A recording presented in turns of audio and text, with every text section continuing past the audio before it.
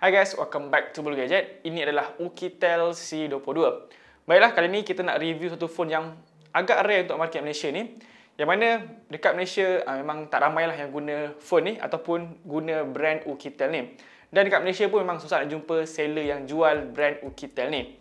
Kalau tengok dekat phone ni, dia punya spesifikasi performance dia biasa-biasa je. Dan kamera dia pun so-so je.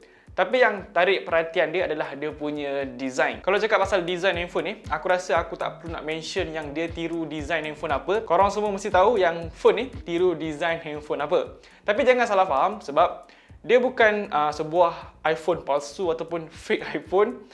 Tapi dia cuma tiru dia punya design je. Kalau tengok dekat design kamera dia ni, memang sejibit lah dia punya design kamera. Cuma dekat phone ni dia kecil sikit lah. Lepas tu dia punya design screen pun sama. Tengok dia punya notch ni lebih kurang sama kan. Size screen dia pun sama, 5.8 inci. Memang samalah macam dekat iPhone 11 Pro tu. Kita semua tahu yang Apple adalah sebuah brand yang selalu jadi trendsetter. Tapi tak bermaksud kau boleh tiru sejibit macam dia punya design tu. Kalau sikit-sikit boleh lagi. Tapi ni memang nampak samalah. Untuk brand yang tak terlalu famous dekat market smartphone ni, aku rasa diorang tak kisah sangat untuk tiru-meniru design smartphone ni. Tapi kalau brand yang besar, brand yang famous dekat market smartphone such as Samsung, Vivo, Oppo, Realme dan lain-lain, mungkin akan terkesan lah kalau tiru phone lain punya design. Jadi untuk design Oukitel C22 ni, secara peribadi aku tak ada masalah pun dia nak tiru design iPhone. Justru itu, dia jadi satu watak yang kuat lah untuk aku minat nak review Oukitel C22 ni. Yelah, kalau tengok dia punya spesifikasi lain pun biasa je, simple. Tapi dia punya design ni buatkan jadi satu benda yang aku nak review lah tentang phone ni. Baiklah, beralih ke bahagian screen dia pula. Dia menggunakan IPS LCD yang berukuran 5.86 inci. Resolusi dia 720p sahaja. Walaupun resolusi dekat screen ni rendah je, 720p. Tapi disebabkan screen handphone ni bersaiz kecil, saiz yang compact, so dia masih menghasilkan detail yang sharp, detail yang tajam. Warna yang dipaparkan dekat screen ni pun cukup baik, cukup vibrant. So memang tak ada masalah lah kalau nak tengok movie, tengok konten dekat Facebook, Instagram, YouTube semua tu. Ataupun main game, memang tak ada masalah dekat phone ni. Cuma aku agak sedikit terganggu dekat dia punya bezel atas dan bawah. Dah lah saiz screen phone ni kecil, lepas tu dia ada bezel yang tebal. Dia sedikit mengganggu je lah untuk aku punya mata ni. Dan untuk dia punya kecerahan screen ni, dia agak struggle sikit kalau dekat bawah cahaya matahari.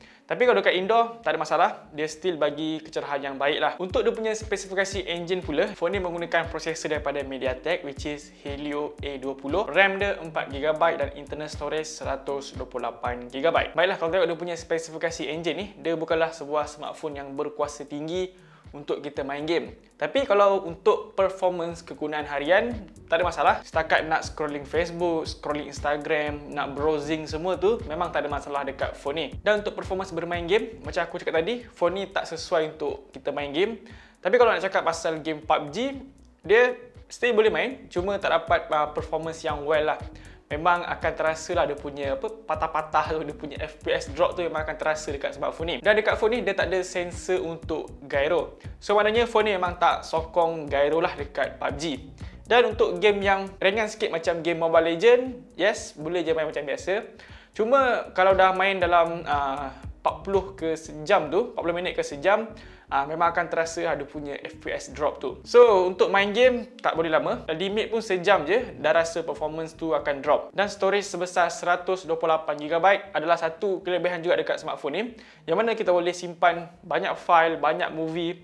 Apatah lagi sekarang ni kerja dari rumah dan belajar daripada rumah semua tu, memang banyaklah kita boleh simpan kita punya kerja dekat phone ni, dekat storage yang sebesar 128GB ni. Jadi performance dekat Oukitel C22 ni, kalau nak main game yang berat memang akan struggle sikit. Tapi kalau nak main game yang ringan-ringan, boleh layan je. Dan untuk performance kegunaan harian, memang tak ada masalah lah, dapat berikan performance yang baik. Baiklah, beralih ke bahagian kamera dia pula. Dia ada 3 setup kamera belakang dan 1 kamera selfie. 13MP untuk kamera utama, 2MP untuk kamera makro dan 2MP untuk kamera portrait. Kamera selfie dia 8MP. Dia punya hasil kamera ni biasa je, tapi bagi aku dia cukup baik. Maksud cukup baik aku tu dari segi dia punya detail dan juga warna. Untuk sebuah smartphone yang mempunyai tanda harga yang murah macam ni, memang susahlah nak dapat performance kamera yang baik.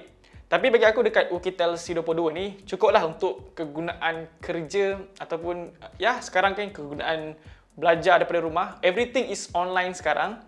Dan apa yang kamera dia berikan ni bagi aku dah cukup baik lah.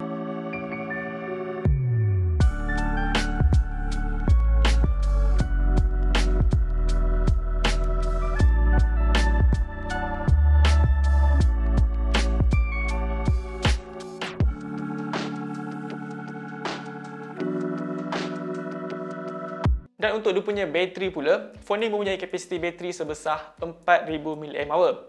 Untuk bacaan SOT dia, setakat ni aku tak pernah guna lagi mobile data dekat phone ni. Memang fully guna wifi lah. Yelah sebab duduk rumah memang tak pernah keluar lagi untuk test dia punya bateri. Tapi dekat wifi, aku boleh dapat dalam 5 ke 6 jam setengah macam tu. Tapi aku rasa kalau guna mobile data, mungkin akan kurang sikit lah. Dan untuk sebuah bateri yang sebesar 4000 mAh ni dapat bertahan sehingga 5 hingga 6 jam tu, bagi aku dah cukup baik lah. Tapi agak menyedihkan sikit dekat dia punya pengecasan ni, yang mana dia punya port charging ni berjenis micro USB.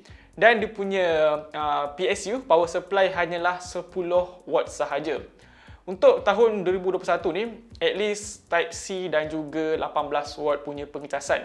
Tapi dekat Oukitel C22 ni, dia cuma bagi micro USB dan 10 watt pengecasan saja. Itu satu benda korang kena take note kalau nak beli smartphone ni. Tapi kalau tak kisah sangat dengan 10 watt pengecasan tu dan micro USB ni, then okey lah, angkat je lah phone ni. Untuk dia punya setup speaker, dia cuma ada satu je dekat phone ni, which is dekat bahagian bawah. Dan dia punya bunyi ni bagi aku kurang lantang sikit lah. Even dekat indoor ni pun, aku still rasa yang dia punya audio, dia punya speaker ni kurang kuat je lah.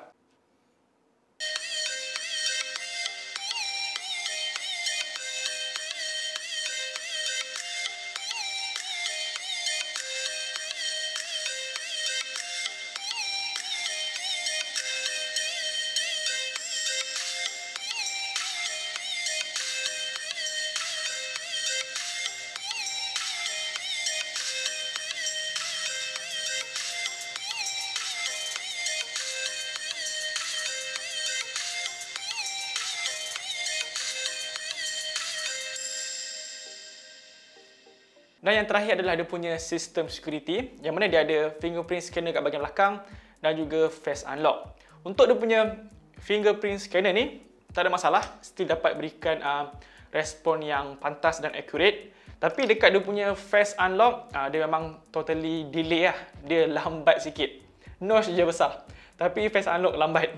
So, aku jarang gunakan face unlock, tapi selalu gunakan dekat fingerprint scanner lah. Untuk harga jualan dia, harga phone ni dia sentiasa berubah, dia tak ada harga yang tetap. Maksudnya dekat Banggood ni, dia sentiasa ada promotion lah untuk handphone ni. Dan untuk harga RM441 ni adalah harga yang paling murah yang pernah aku dapat untuk Oukitel C22 ni. Kalau korang dapat harga yang tengah promosi, bagi aku cukup berbaloi untuk beli Oukitel C22 ni. Yang mana dia punya design ni look like premium, tapi spesifikasi just nice je lah. Kena ingat storage dia besar, itu satu kelebihan dekat smartphone ni. Tapi kalau time korang tekan harga dia bukan tengah promotion, aku rasa better cari phone lain lah. Yang mana banyak lagi pilihan lain yang memiliki spesifikasi yang lebih tinggi lah berbanding dengan Oukitel C22 ni. Baiklah, macam biasa, jangan lupa untuk tinggalkan like dan juga subscribe channel Bulu Gadget. Kita jumpa lagi next video. Assalamualaikum dan bye-bye. Peace.